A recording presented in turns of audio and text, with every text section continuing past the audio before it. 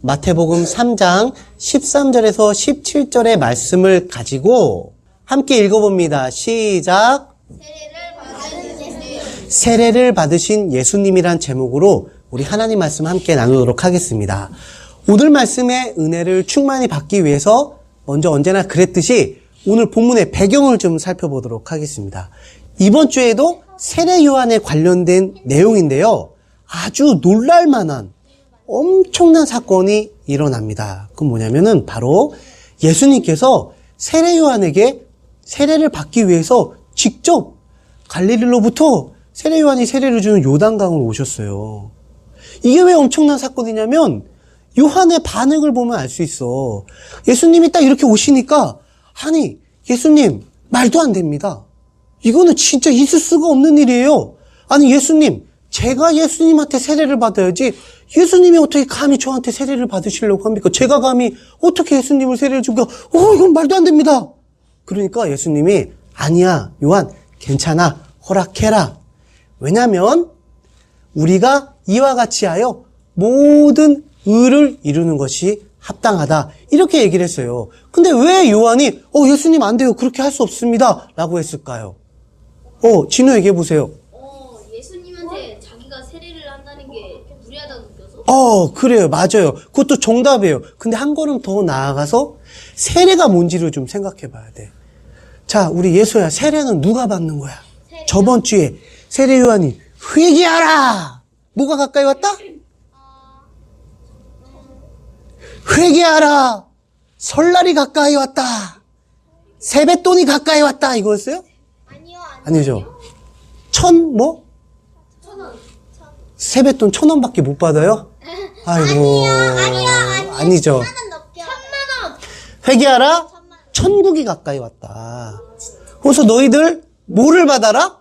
회개의 세례를 받아라. 그럼 이 세례는 회개해야 되는 죄인이나 받는 거예요. 하나님 난 죄인입니다.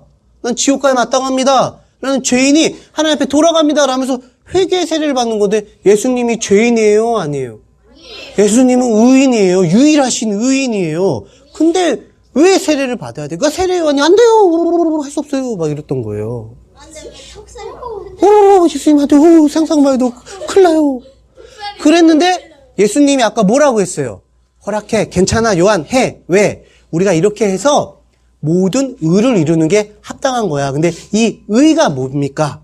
바로 깨끗하고 거룩하고 아름답고 선한 게 바로 의예요.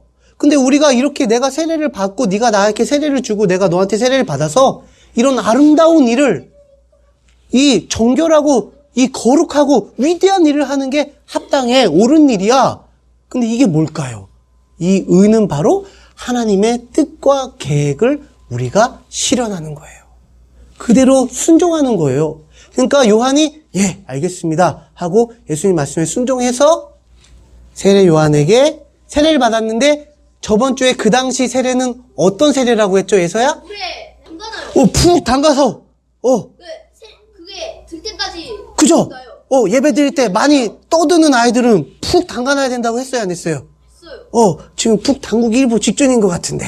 그죠? 예. 농담이고요. 이렇게 푹 담겨서 올라오는 거예요. 그게 그 당시 줬던 세례 침례라고 하는데 그때 아주 놀랄만한 일이 벌어집니다. 예수님이 세례를 딱 받고 물에서 올라오시는데 갑자기 하늘이 열리면서 성령님이 마치 비둘기처럼 예수님에게 임했어요. 사람들이 보면 비둘기가 임한다 같이 보이는데 아니에요. 성령님이 비둘기의 형상으로 임하면서 이거 중요해요. 이거 기억하세요. 하늘에서 음성이 들리는 거예요. 이는 내 사랑하는 아들이요 내가 기뻐하는 자다 라고 하나님께서 음성으로 말씀으로 선포해 주셨어요. 이게 오늘 본문의 배경이에요. 자, 우리 여기서 복음의 귀한 진리의 보물을 우리가 한 가지 얻어보겠습니다. 제가 여러분들께 질문 하나 드릴 거예요. 이 질문의 해답을 찾아가면 알 수 있어요. 자, 질문 한번 읽어봅니다. 시작. 예수님께서는 왜 세례를 받으셨을까? 말해보세요. 저요? 천국에 가요. 예수님이 천국에 가려고? 예수님이 왜 세례를 받았냐는 거예요? 예수님은 천국의 주인이세요. 자, 진우. 그 일을 그래, 뭐가 합당하다. 기억나지? 내가 잘 들으라고 했잖아, 그래서. 그걸 기억이 안 나요. 그게 우리가 이와 같이 하여 모든 일을 합당하게 의를 이루는 것이 합당하다. 이 의는 뭐라고 그랬어요? 뜻과 계획. 누구 해? 하나님. 정답입니다. 박수 한번. 그거는 선생님한테 얘기해. 난 달란트가 없습니다. 네, 아주.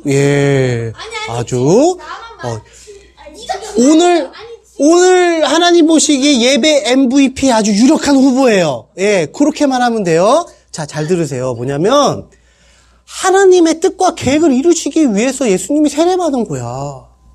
왜? 그 내용이 여기에 나와 있어요. 자, 읽어봅니다. 이 말씀. 시작. 그가 범사의 형제들과 같이 되심이 마땅하도다. 이는 하나님의 일에 자비하고 신실한 대제사장이 되어 백성의 죄를 속량하려 하심이라. 여기서 그는 누구예요?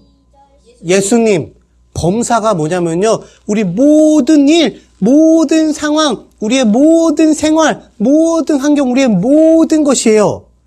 그리고 형제들 누구예요? 사람들, 죄인들. 그러니까 예수님이 이 형제들, 죄인들과 같이 모든 상황에 죄인이랑 똑같은 모습으로 되는 게 마땅하다.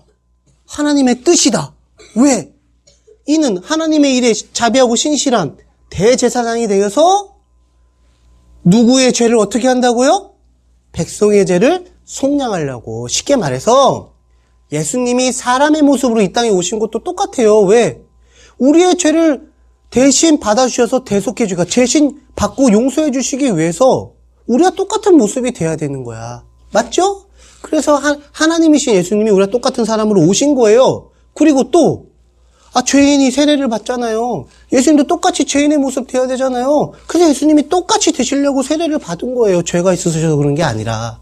그렇게 해서 죄인의 모습으로 죄인과 하나 되어서 죄인과 연합해서 죄인의 그 죄를 대신 받으셔가지고 죄인을 속량하는 것, 구원하는 게 바로 아까 예수님이 말했던 모든 의, 바로 하나님의 뜻과 계획이에요. 그래서 예수님은 철저하게 죄인과 같은 모습이 되셔가지고 십자가에 가셔서 우리가 마땅히 받아야 될 이 죄, 무슨 형벌이라고 했어요, 예수야?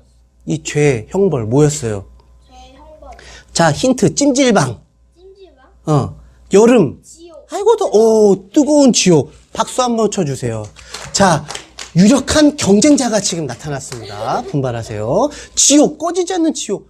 예수님이 십자가에서 죄인의 모습과 똑같이 사람의 모습으로 오시고 세례도 받으시고 죄인과 똑같이 되셔서 하나가 돼가지고 여기서 그 지옥의 형벌을 받아주신 거예요. 그래서 누구든지 자기 죄를 회개하고, 그러니까 하나님, 난 죄인입니다.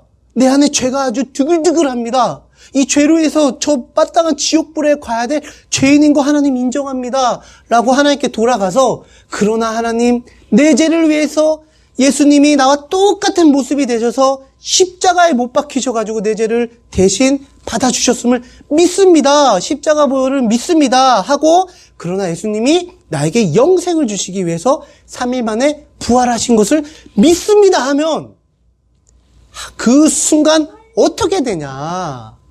이 공식이 성립하는 거예요. 예수 십자가, 누구 십자가라고요? 예수님 부활, 누구 부활? 예수님의 하나님, 누구 하나님?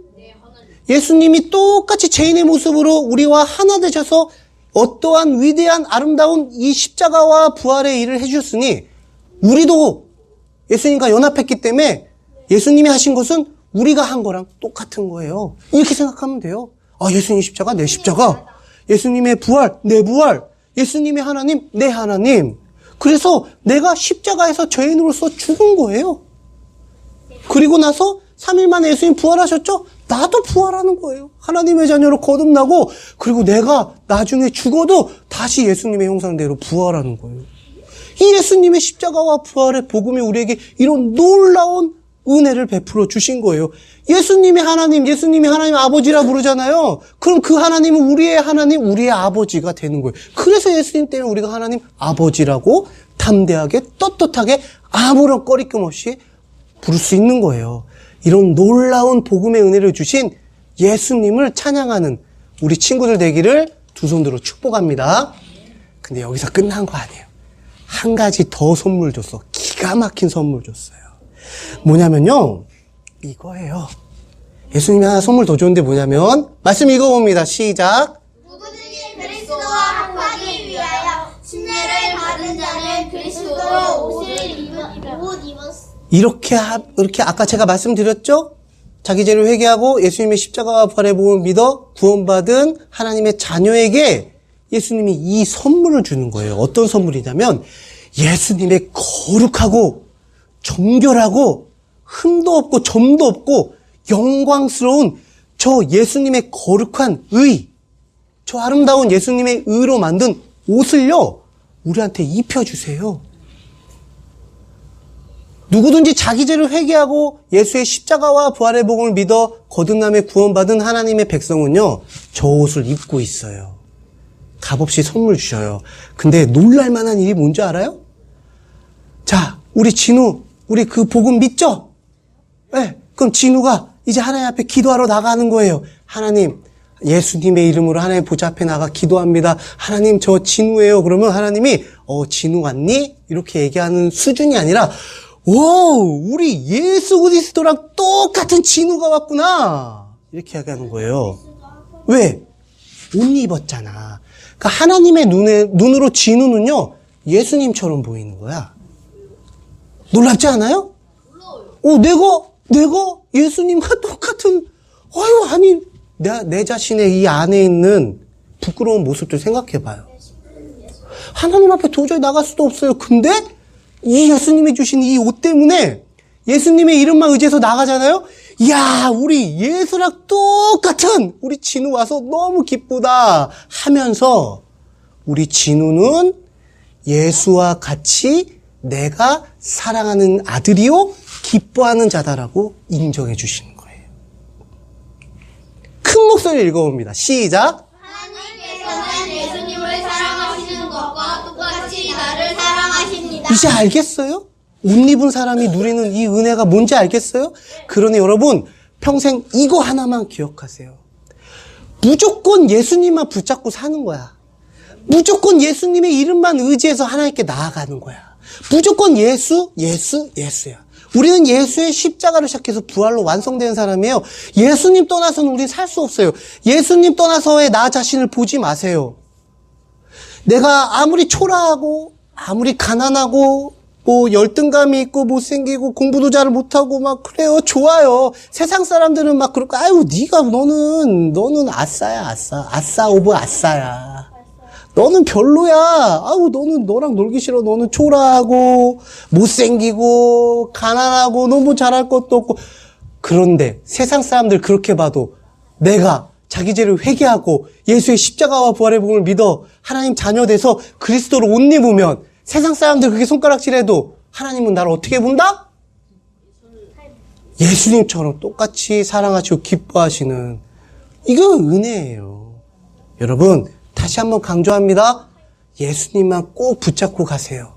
예수의 십자가와 부활의 복음만 꼭 붙잡고 평생토록 그 복음을 통해서 하나님의 은혜와 사랑을 영원불변토록 충만히 받는 친구들 되기를 예수님의 이름으로 축원합니다.